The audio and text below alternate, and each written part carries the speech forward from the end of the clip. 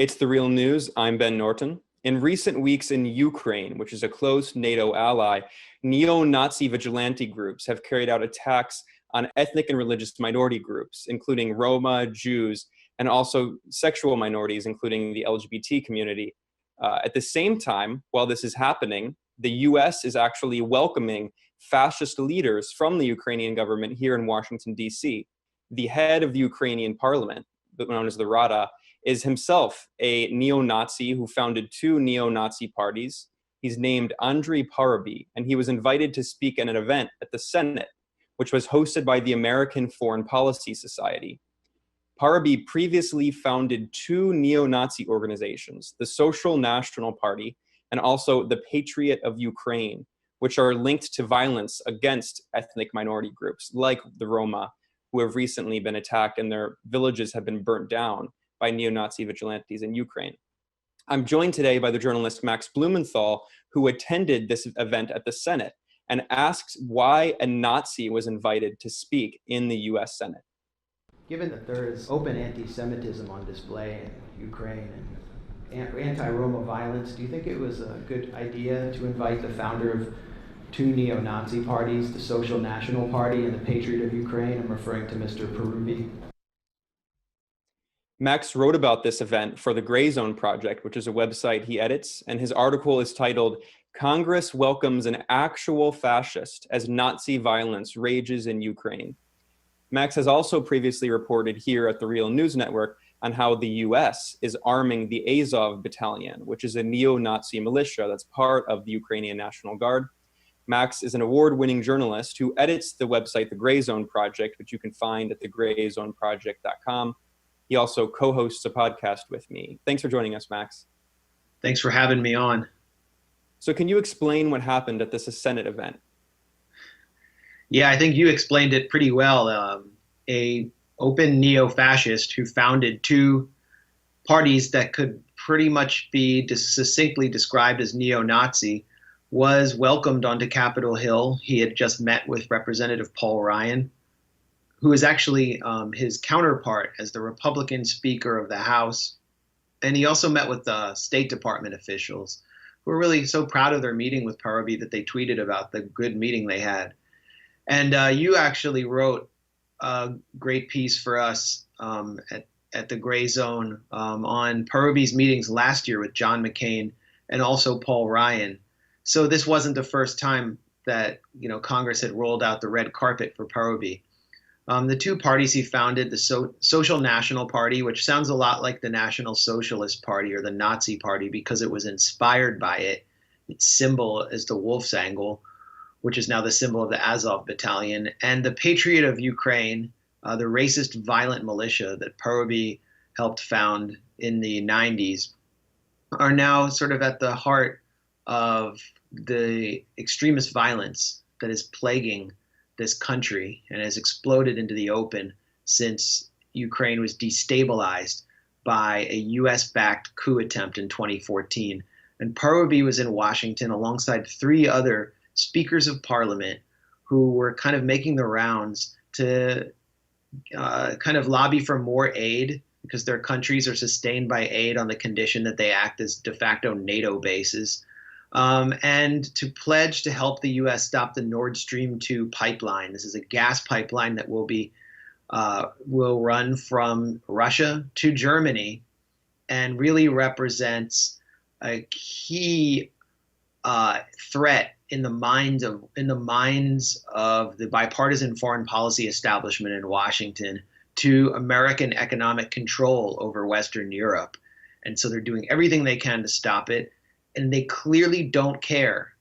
Parubiy's hosts at the American Foreign Policy Society, which is not a right-wing group, and his hosts in Congress, and many of the people who were at this meeting, who are Hill staffers from both sides of the aisle, did not care about his fascist background or about the hideous acts of violence. And we're talking about lethal pogroms against Roma people that are consuming Ukraine. And so, it was pretty embarrassing when I showed up and asked this basic question, and I did not get a clear answer from the host of this event. Yeah, and can you talk a bit more about Andrei Parubiy, who's the head of the Ukrainian parliament, and he wrote a book a few decades ago, in which he can be seen on the cover wearing a brown shirt style uniform. And then also, can you talk a bit about the situation? You mentioned the Azov battalion. You've reported here at the Real News Network on how the U.S. has armed this militia, and of course, the reasoning that the U.S. has is that this is part of the Ukrainian government and they're fighting Russia, which they say is the aggressor. Can you explain more about the situation?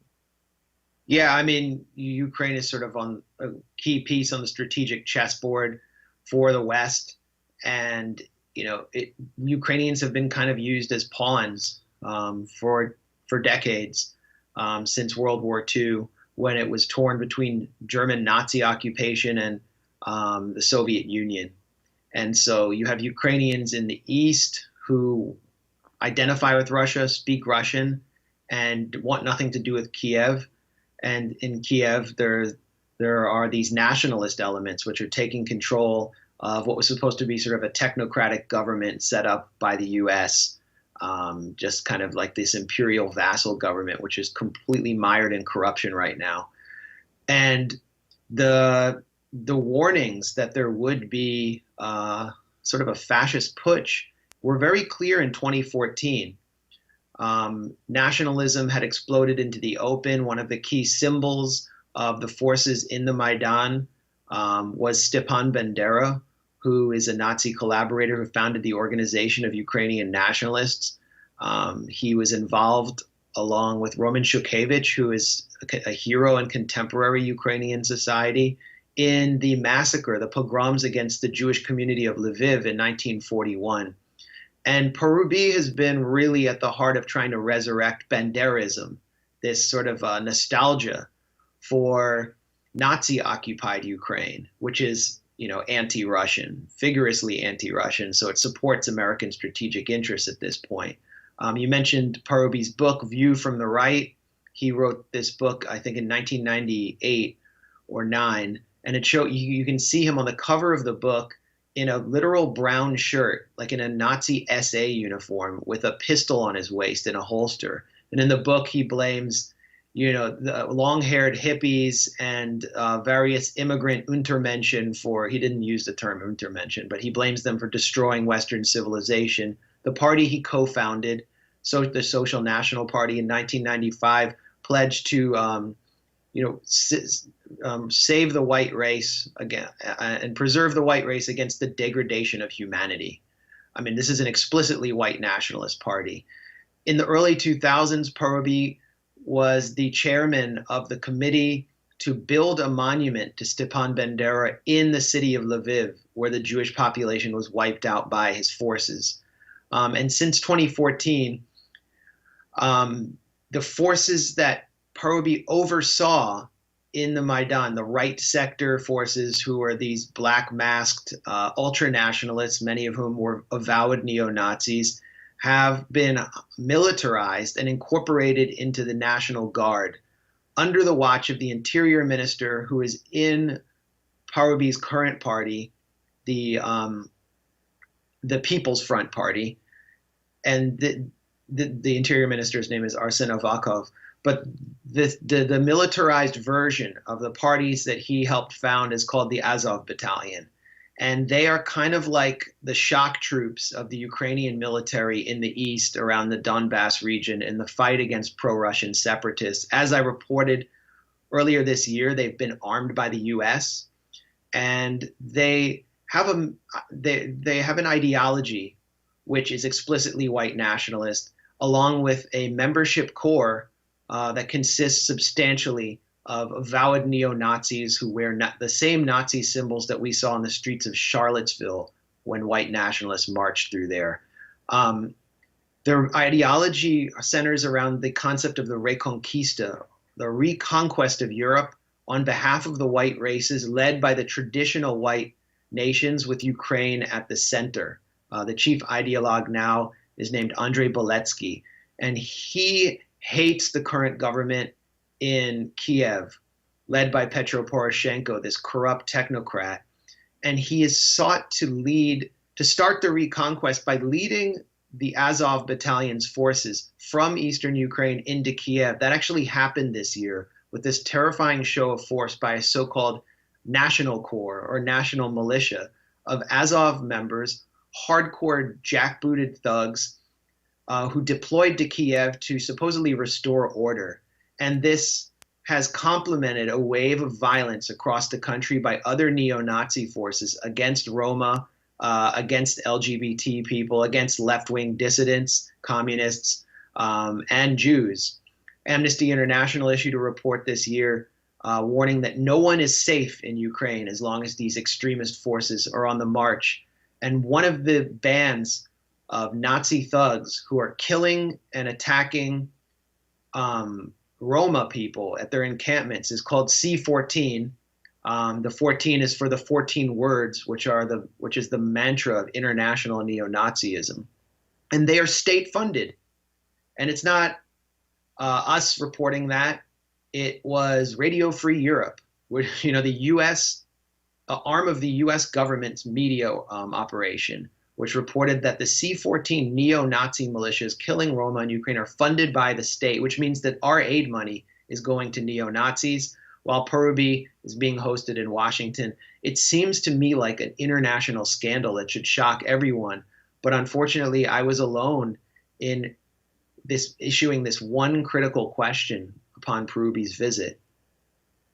Yeah, and Max, in the video you published at the Gray Zone Project, you also can be seen questioning Michael Carpenter, who is a former Obama administration official who was the director for Russia on the National Security Council. And Michael Carpenter, in response to you, he implied that this is all just Russian propaganda. Here, we'll play a clip. Following the Senate event, I spotted Michael Carpenter, a former State Department official who helped encourage the 2014 Maidan coup in Ukraine alongside his boss, then Vice President Joe Biden. Did you think it was a good idea to bring Parubi, who's founded 2 neo-Nazi parties, to the Senate, and for Paul Ryan to meet with him? Look, I think Andrei Parubi is a conservative nationalist who is also a patriot, cares about his country. I don't think he has any neo-Nazi inclinations nor background. I mean, a lot has been made of this. Frankly, I think it's mostly Russian propaganda. So Max, can you briefly respond to this allegation that this is all just Russian propaganda? Well, it was a remarkable defense of Parubi by Carpenter, someone who played a really influential role in the Obama administration in the Defense Department and State Department in overseeing U.S. policy towards Ukraine and Russia. And he's now, out there as a kind of ferociously anti-Russian pundit, dismissing, he's working at the NATO think tank in Washington, the Atlantic Council, dismissing all of this as Russian propaganda. Well, Eugene Robinson, who isn't exactly, a Kremlin propagandist, he writes a column for the Washington Post, and usually writes fairly, milquetoast liberal opinions, called Parubi's party openly neo-fascist. We also know that Congress has enacted a ban on weapons to the Azov Battalion through Representative Ro Khanna, who's a Democrat in the House. Is Congress controlled by the Kremlin? Or perhaps Congress was troubled by some of what it learned about the Azov Battalion, which grew out of the party that Parubi founded. I really see no sign that Parubi has reformed his ultra-nationalism, his fascism. And it's really incumbent on people like Carpenter and on Congress to start condemning the violence against minority communities in Ukraine that's taking place under its watch. Well, we'll have to end our conversation there. We were joined by Max Blumenthal, who's an award-winning journalist. He's also the founder and editor of the Gray Zone Project, which you can find at grayzoneproject.com. I contribute to that website, and I also co-host a podcast with Max, Moderate Rebels. You can find his reporting at grayzoneproject.com, and we were discussing a video that he published, which you can also find on YouTube. Thanks for joining us, Max. Thanks for having me. For The Real News, I'm Ben Norton.